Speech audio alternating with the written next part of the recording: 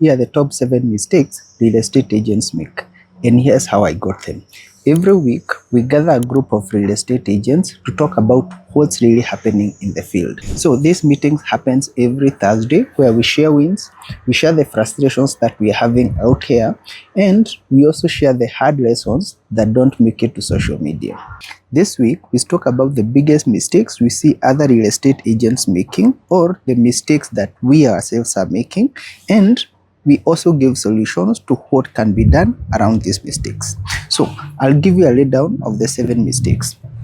An agent shared how they got a property from another agent that they already know.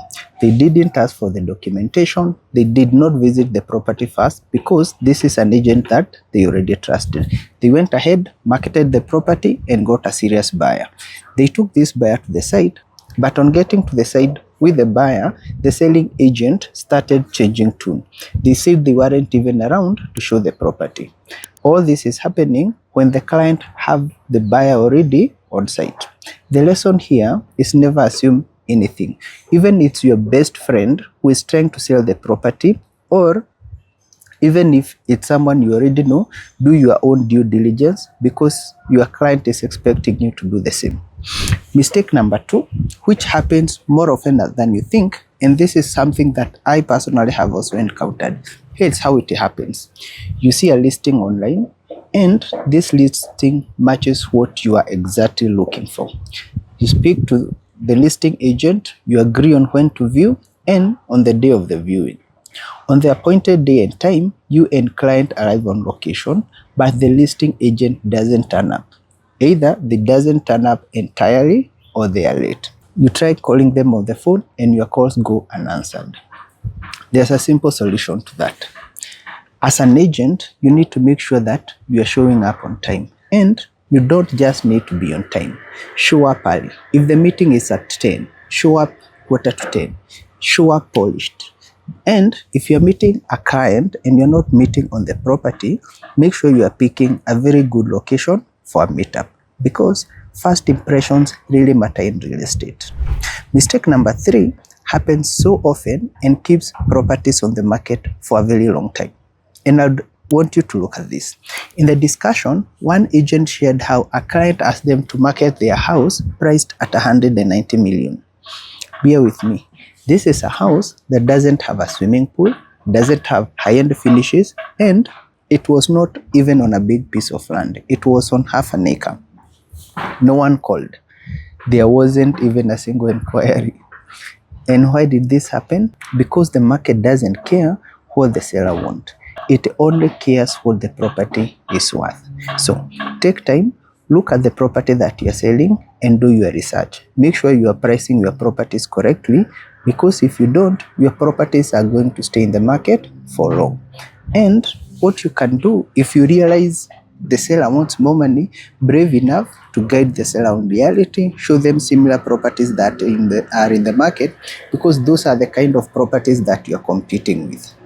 The biggest mistake, even though that's a big mistake, it's nothing compared to this next one. And I'm sure you have heard that silence kills deals. If you're an agent and you have other agents you're working with, make sure you are keeping everyone in the loop. Whether it's a positive development or a negative development, make sure you're updating the other agents. So don't be a ghost agent. And before I forget, remember to list your properties on property254.co.ke, where you will get listing from the best real estate agents in Kenya. Now, back to it. The next mistake is where a lot of agents admitted to be guilty of. Real estate is changing. There are new laws, new taxes, new tech coming in. Everything is evolving. Most agents admitted that they hadn't learned anything new in months. So for you, make sure you keep learning, show up for trainings, join discussions that are ongoing, and when you do this, you are going to grow your knowledge, and once your knowledge grows, your business will grow as well. This is to remind you, we have a discussion every Thursday, which you can join for free. Just DM me for details. Next mistake is something I see people doing over and over again. I know cameras in our phones have come a long way. our cameras are way better. But some agents are still selling their properties using poor quality photos. You get a photo of a property, but once you look at it, you can see the agent just took random photos with no planning at all. So make sure the photos that you are using in your property listing are worth 1,000 ones. If you can't take the photos yourself, get a professional photographer if need be to help you.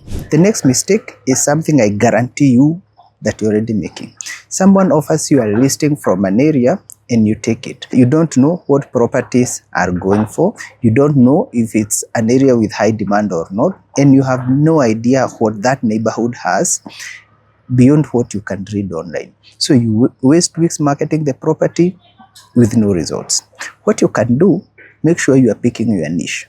Know the area you are working with so that you can be the go-to person in that particular neighborhood or that particular niche. And these lessons that I'm telling you, they didn't come from a textbook. They didn't come from ChatGPT.